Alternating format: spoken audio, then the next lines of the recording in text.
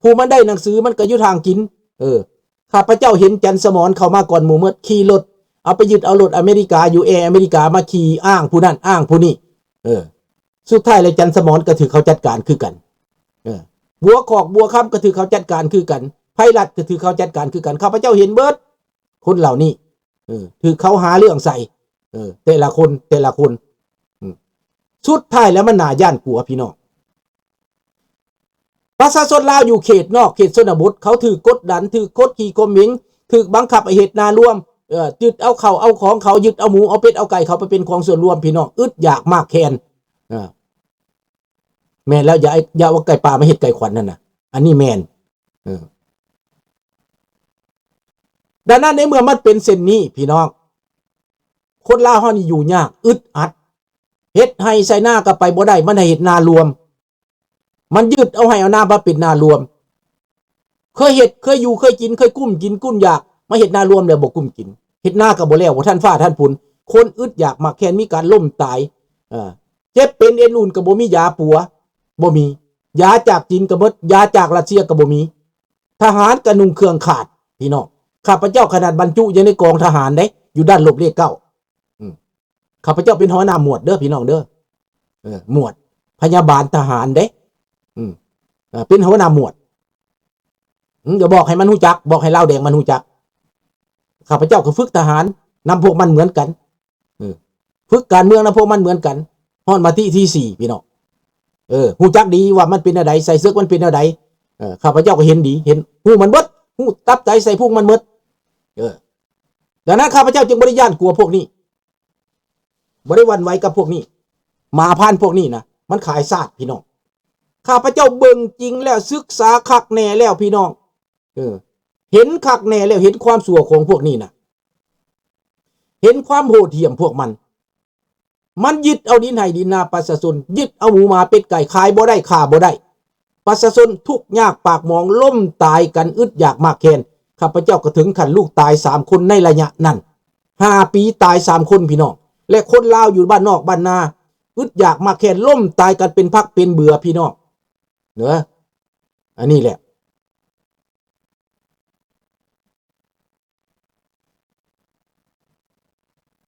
ดังนั้นพี่น้องมันเป็นแบบนี้พี่น้องบ้าคันมันกวนแบบนี้เฮาก็สิเอาไว้อยู่ว่าพี่น้องมันกวนได้เสียมันไว้อยู่บ่มันบ่มีประโยชน์ติอันนี้นะเนาะแบนให้เด้อพี่น้องล็อกให้เด้อเอ้าข้าพเจ้าแบนซะเนาะ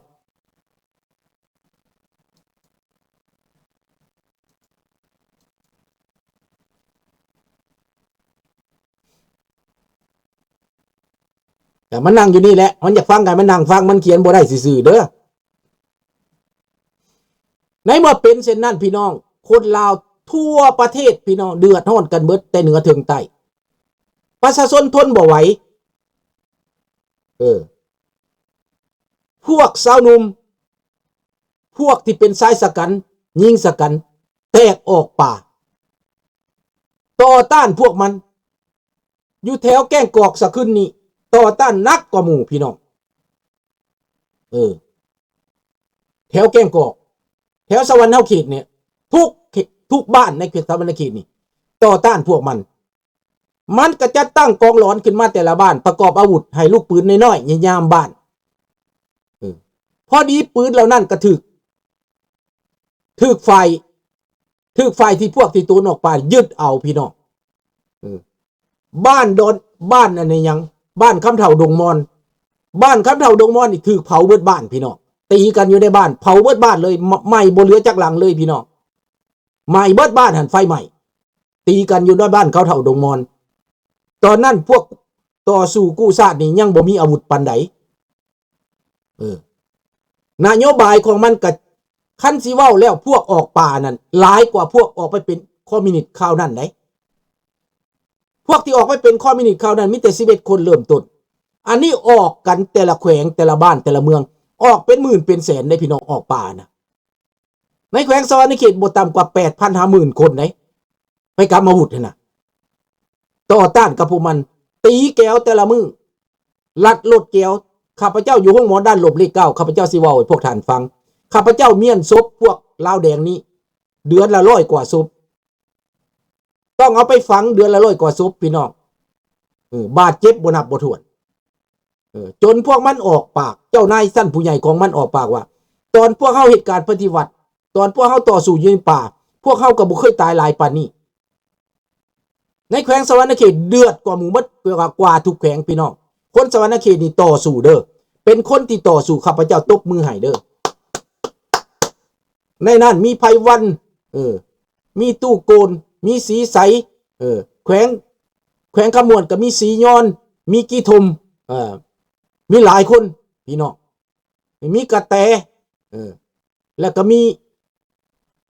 คำพันมีโอ้ยหลายข้าพเจ้านับบ่ถ้วน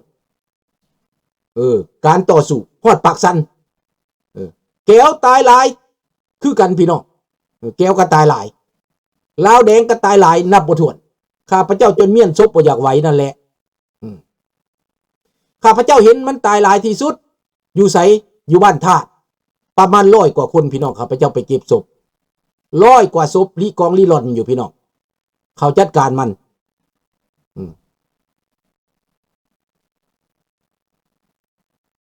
แม่แล้วลาวข่าวปูศาสตร์แต่ว่าการเมือง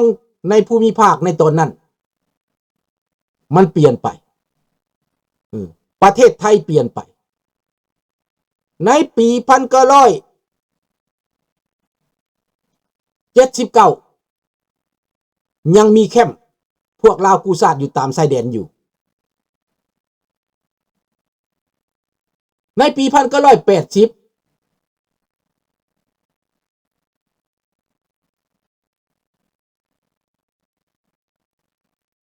โทษเด้อพี่น้องเด้อมันมาบล็อกเขาเด้อนี่เด้อ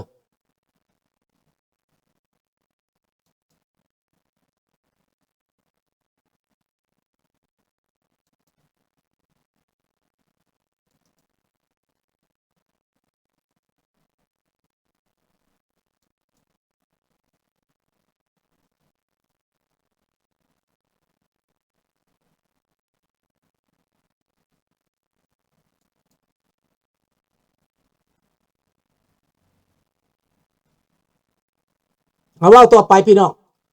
เพราะว่าสัญญาณบ่ดีเด้อพี่น้องเด้อโอ้มันเข้ามานี่มันมาล็อกเขาได้นี่เนาะ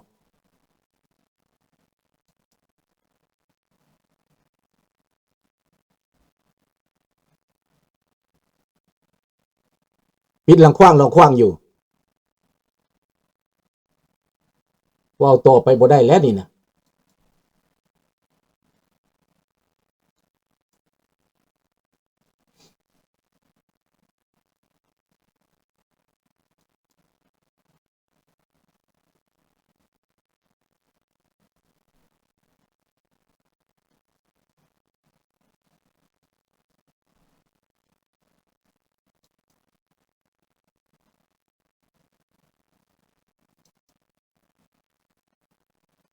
โทษเด้อพี่น้องเด้อ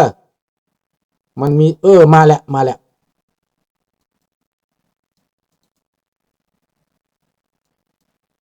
เอาต่อไปเลยได้ยินอยู่บอกเขียนมาบอกในเด้อขนาดนั้นนั่นเนาะพี่น้องเนาะ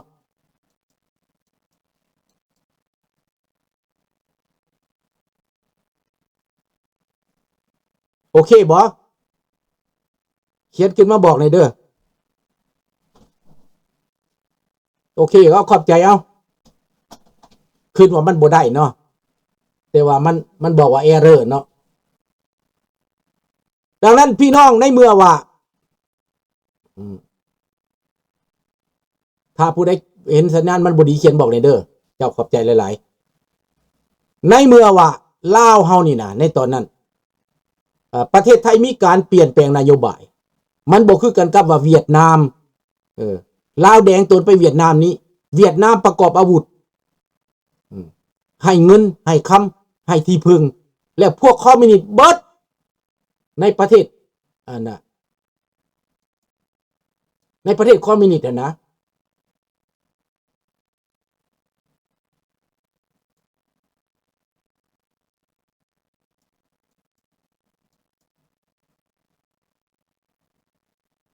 เขาให้การช่วยเหลือคอมมิวนิสต์เบิดยุโรปให้การช่วยเหลือลาวแดงสัญญาณไม่ค่อยดีเหรอโอเคบอก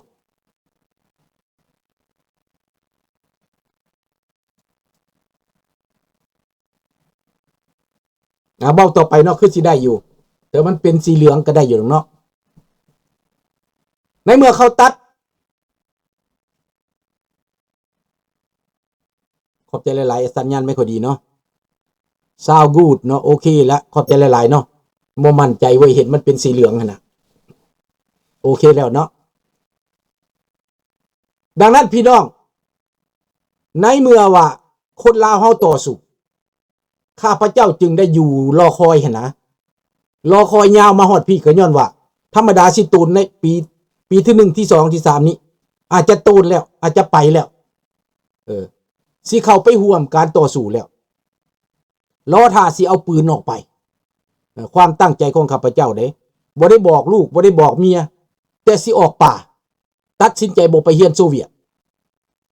ความตัดสินใจของข้าพเจ้ารอคอยเพราะเห็นการต่อสู้มันหุนแรงขึ้นในสวรรค์เขตยังมีความหวังในตอนนั้น